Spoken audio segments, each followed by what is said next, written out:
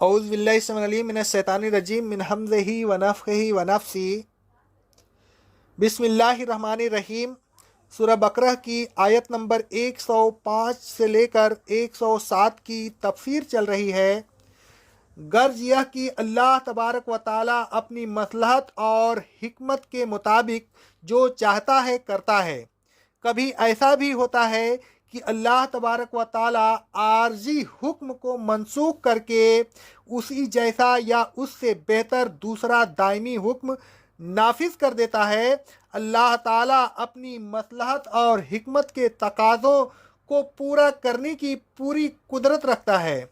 وہ ہر چیز پر قادر ہے، اس کے لیے کوئی چیز مشکل نہیں۔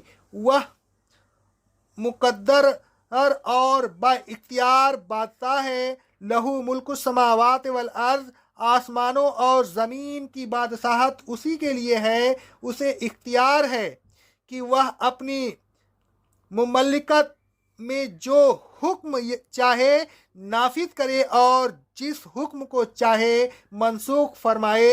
انسانوں کو ہر حال میں اسی بادشاہ حقیقی کے احکام پر چلنا چاہیے۔ اس کے احکام کی خلاف ورزی کر کے اس کو ناراض نہیں کرنا چاہیے اور نہ اس کے عذاب کو دعوت دینا چاہیے۔ وَمَا لَكُم مِّن دُونِ اللَّهِ مِّن وَلِيٍّ وَلَا نَصِيرٍ، جب اس کا عذاب آ جائے تو اس سے بچانے والا کوئی نہیں۔ اگر بچائے تو وہی بچائے، بگڑی کو بنائے تو وہی بنائے۔ کارساز صرف وہی ہے، مصیبت میں کام آنے والا وہی ہے، وہی مددگار ہے۔ اس کے علاوہ نہ کوئی کارساز ہے اور نہ مددگار۔ اللہ رب العالمین فرماتا ہے سورہ انعام کی آیت نمبر 14 میں، اے رسول صلی اللہ علیہ وسلم، ان سے پوچھئے کیا میں آسمان اور زمین کے پیدا کرنے والے اللہ کے علاوہ کسی اور کو کارساز بناؤں؟ آگے اللہ رب العالمین فرماتا ہے سورہ رات کی آیت نمبر 11 میں، اللہ کے علاوہ ان لوگوں کا کوئی کارساز نہیں۔ سورہ رات کی آیت نمبر 16 میں اللہ رب العالمین فرماتا ہے، کیا تم نے اللہ کے علاوہ ایسوں کو کارساز بنا رکھا ہے جو اپنے نفع اور نقصان کا بھی اختیار نہیں رکھتے؟ سورہ کہف کی آیت نمبر 26 میں اللہ رب العالمین فرماتا ہے، اللہ تعالیٰ کے علاوہ ان کا کوئی کارساز نہیں۔ سورہ الکہف کی آیت نمبر 44 میں اللہ رب العالمین فرماتا ہے، لہٰذا معلوم ہوا کہ کارسازی اللہ معبود برحق کے لیے مخصوص ہے۔ سورہ الکہف کی آیت نمبر 103 میں اللہ رب العالمین فرماتا ہے، کیا کافروں نے میرے بندوں کو میرے علاوہ کارساز بنا رکھا ہے کہ ہم انہیں سزا نہیں دیں گے؟ ہم نے کافروں کی مہمانی کے لیے جہنم تیار کر رکھی ہے۔ سورہ العنکبوت کی آیت نمبر 41 میں اللہ رب العالمین فرماتا ہے، جن لوگوں نے اللہ کے علاوہ دوسروں کو کارساز بنا رکھا ہے، ان کی مثال مکڑی جیسی ہے کہ وہ ایک گھر بناتی ہے اور اس گھر میں کوئی شک نہیں کہ تمام گھروں میں سب سے زیادہ کمزور گھر مکڑی ہی کا گھر ہوتا ہے۔ ایسا گھر آفات سے کیا بچا سکتا ہے؟ کاش ان مشرکین کو علم ہوتا کہ اللہ رب العالمین کے علاوہ کسی دوسرے کو کارساز بنانا ایسا ہے جیسا مکڑی کا جالا بنانا جو کسی قسم کی حفاظت نہیں کر سکتا۔ سورہ الشورى کی آیت نمبر 9 میں اللہ رب العالمین فرماتا ہے، کیا انہوں نے اللہ کے علاوہ کارساز بنا رکھے ہیں؟ کارساز تو بس اللہ ہی ہے، وہی مردوں کو زندہ کرے گا۔ سورہ الشورى کی آیت نمبر 38 میں اللہ رب العالمین فرماتا ہے، اللہ تعالیٰ ہی کام بنانے والا اور تعریف والا ہے۔ سورہ آل عمران کی آیت نمبر 126 میں اللہ رب العالمین فرماتا ہے، مدد کہیں سے نہیں آتی مگر ہاں اللہ غالب اور حکمت والے کی طرف سے۔ سورہ آل عمران کی آیت نمبر 160 میں اللہ رب العالمین فرماتا ہے، اگر اللہ تم کو چھوڑ دے تو پھر کون ہے جو اس کے بعد تمہاری مدد کر سکے؟ सूरह तौबह की आयत नंबर 116 में अल्लाह रब्बुल आलमीन फरमाता है, तुम्हारे लिए अल्लाह के अलावा न कोई कारसाज है और न कोई मददगार। सूरह आराफ की आयत नंबर 17, सूरह निसा की आयत नंबर 173 में अल्लाह रब्बुल आलमीन फरमाता है, यह लोग अपने लिए अल्लाह के अलावा न कोई कारसाज पाएंगे और न मददगार। आगे अल्लाह रब्बुल आलमीन फरमाता है सूरह आराफ की आयत नंबर 91 में और 191 में और 193 में, क्या वह ऐसे लोगों को मुशरिक शरीक बनाते हैं जो कुछ भी पैदा नहीं कर सकते, बल्कि वह तो खुद पैदा किए गए हैं और वह उनकी मदद नहीं कर सकते, और वह उनकी मदद क्या करेंगे, वह तो अपनी मदद भी नहीं कर सकते। इस आयत से मालूम हुआ कि मदद वही कर सकता है जो खालिक हो। कोई मखलूक किसी मखलूक की मदद नहीं कर सकता।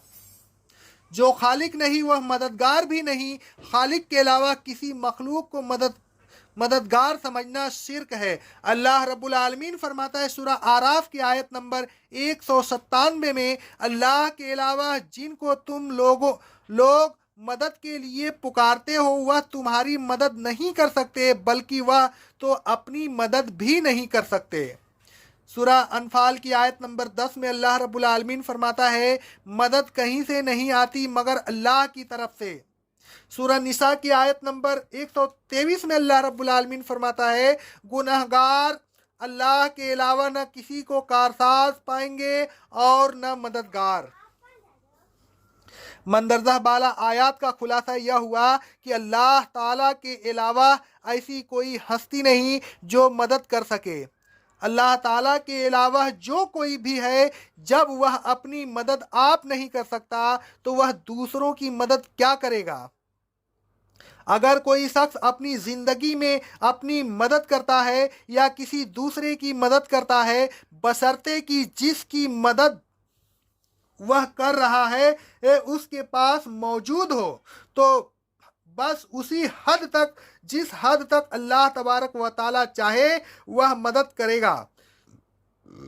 मालिक नहीं होता कि जिस हालत में चाहे, जिस किस्म की चाहे और जिस वक्त चाहे मदद करे।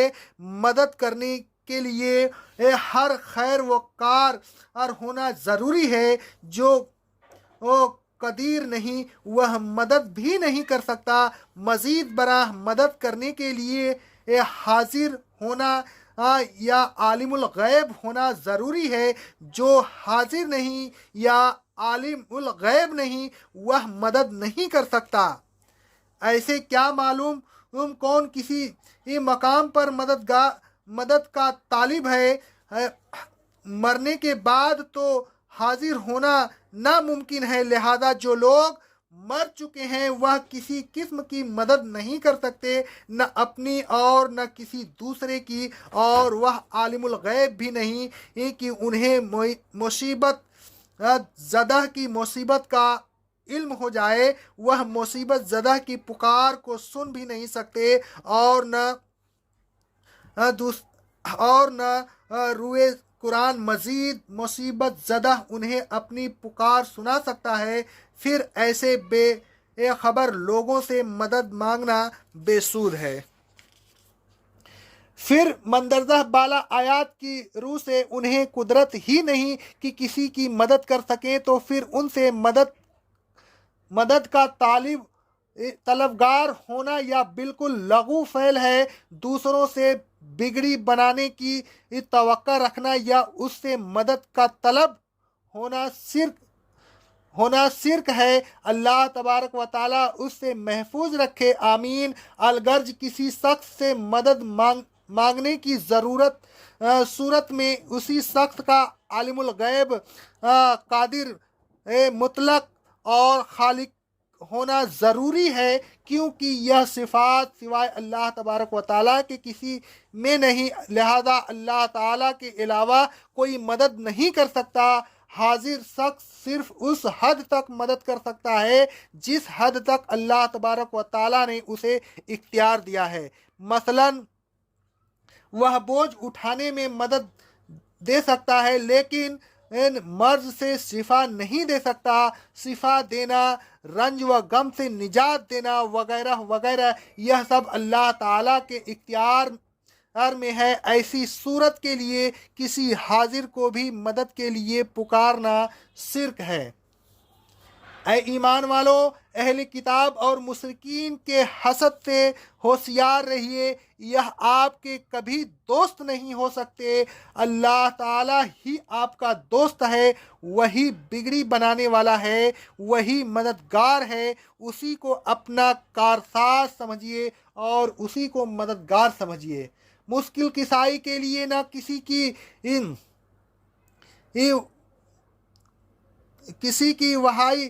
دہائی دیجیے اور نہ کسی کو مدد کے لیے پکاریے۔ اقول قولی ھذا، استغفر اللہ، استغفر اللہ، استغفر اللہ۔